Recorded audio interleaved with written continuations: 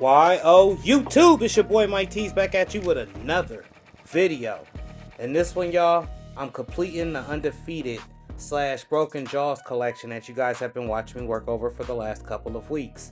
So, I wanted to introduce a couple of different print methods to all of these and then have like something special that pertains to making a one-of-one custom for each person that purchased one of these hoodies / sweatshirts. I'm thinking about doing joggers to match, but I haven't quite got there yet.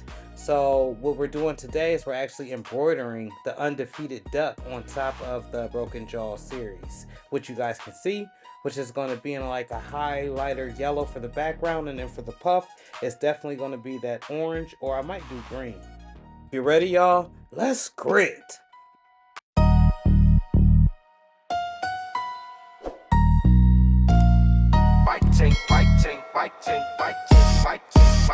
Yeah. Mike T's in the shop when the city sleep. Blank shirts pile high, yeah, the grind that deep. From idea to print, he control every step. On game, free, no gatekeep. Breaking down plays for the ones tryna eat. Started with a vision and a plan that stuck. Now crispy prints, dot shop, blowing up off trucks. Mike T's press hot, never cool. Press king, yeah, that's the truth. From the shop to the screen, teach non-stop. Crispy prints, dot shop, let the order stop. Let the orders pop. Let the orders pop. Let the orders pop. Let the orders pop. So some may ask, how come the Undefeated Duck? How come the Broken Jaws series? And it stems back from when I watched that fight. And what I seen was determination, will being broke / a broken jaw, and the overall willingness to not quit, not give up. Now I gotta hand that to Sir Jake, because he definitely stepped into a ring with a professional boxer, and you know, just like with everything else, we all thought it was rigged. We didn't think that it was gonna be a real fight. Well, boy, oh boy, did we find out that was a real fight. And just to have the audacity, to have the charisma, to have the actual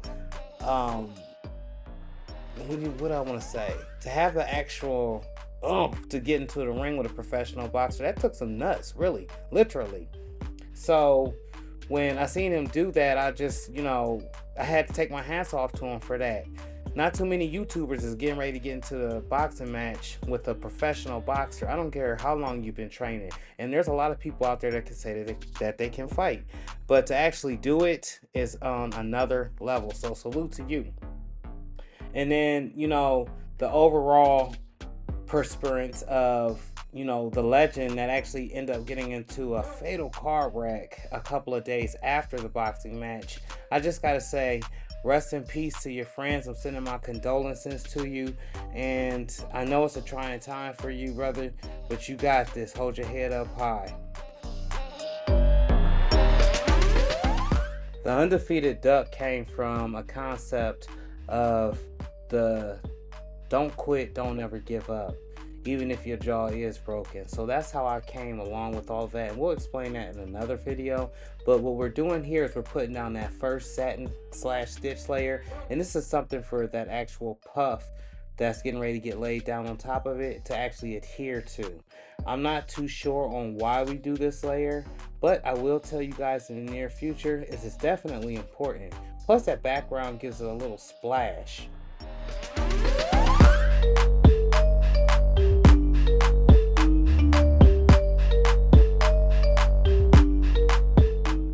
There's a lot of things that goes on when doing embroidery that you don't really get to see. So I took this time and this opportunity to switch out one of the colors, and I just wanted to document it, get it on video so you guys could see actually what it is that I'm doing. And I'm going to try to explain it as it's actually going. I didn't have the best of camera angles, but I tried to do my best. So what I'm doing is I'm at the wall right now grabbing the actual color that I need, which I did decide to go with the orange, the familiar orange for the Undefeated Duck. So I went to go grab the orange foam. Now they say it's best to use the same color foam that you're going to use for that top layer of stitch. And I had this bright orange that I'm doing for the lettering, so I decided to get a piece of orange foam. Now simply once I cut it down to size, I'm just going to set it aside the actual hoop to embroider on. I'm not sure if you can spray this to actually adhere it, but I'm figuring once that first stitch hits it, it's actually in there. And from all the videos that I've been watching, I haven't seen anybody else spray it. So I just went on ahead and laid it in there. But what I'm doing now is actually applying that thread to the actual machine, and I'm looping it. The number that I was looping it through was actually number 9. And it is a tedious process, and it can be confusing if you don't actually do this on a regular. Proud to say that my first time doing it, I actually got it and just kept replicating.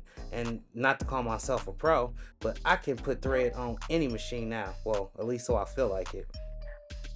So as you see, I'm actually following the lines. Now there's a bunch of lines that's at the top of the machine that actually guide you, or like an arrow, to the actual number and the actual tension bob that it goes around.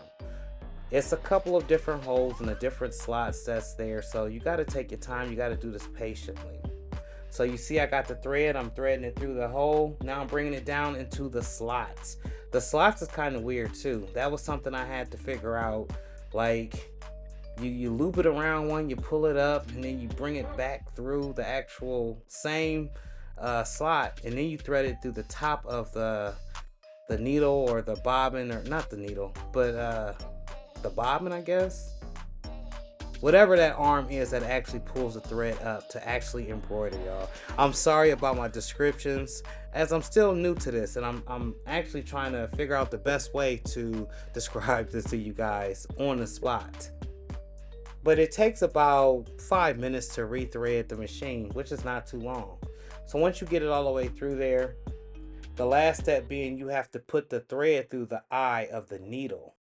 Now you can see I'm actually putting it through that hole up top, which I showed you. I'm bringing it down through that slot, and there's another lower slot down there that I'm actually feeding the thread through.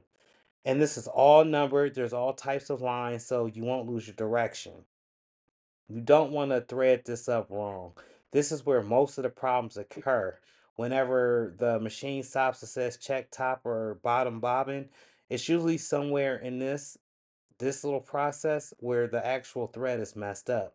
Sometimes it'll snatch back right up through there, and other times it'll get snagged. So you just got to pay attention, as with anything, and pretty much try your best.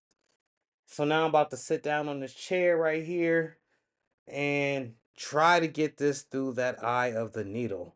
I'm telling you what, I never thought I needed a magnifying glass until now. Your boy's eyesight is somewhat going out. I might need to eat some more carrots, for real.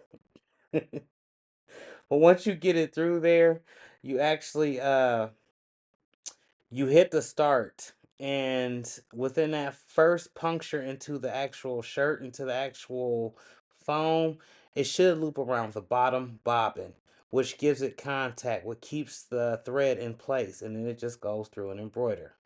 The orange foam is in place, and now it's time to let the machine do its job. This embroidery took about 25 minutes, y'all, from start to finish.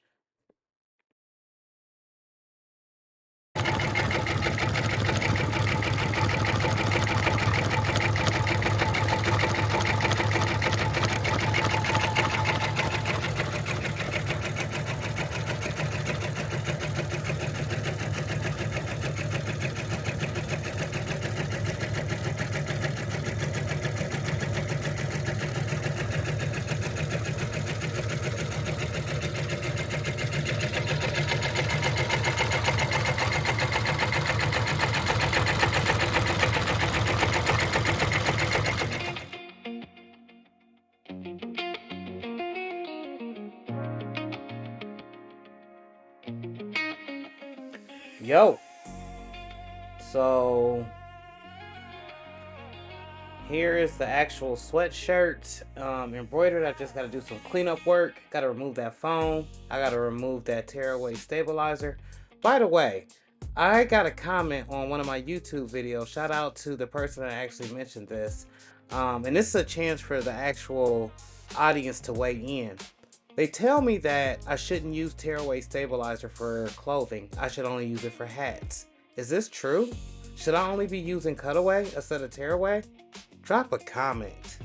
But I'm showing you the inside where I actually just tore off the tearaway stabilizer, And I'm about to go to the front and clean up this foam that's on top of it. The 3D foam, I should say.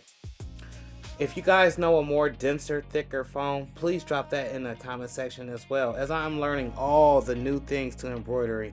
So it's like a kid in a candy store, and I'm just testing and trying everything out until I perfect it.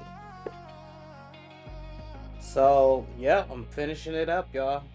Make sure to save any extra foam and any of the extra tearaway stabilizer, because you never know when you might use it. It's definitely reusable, and you can use it in smaller little spots. As for the embroidery journey for me, it's been a very rapid, very tedious, very stressful learning curve.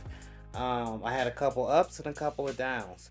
But right now, y'all, I'm ready to conquer the world with this embroidery and just learning new methods.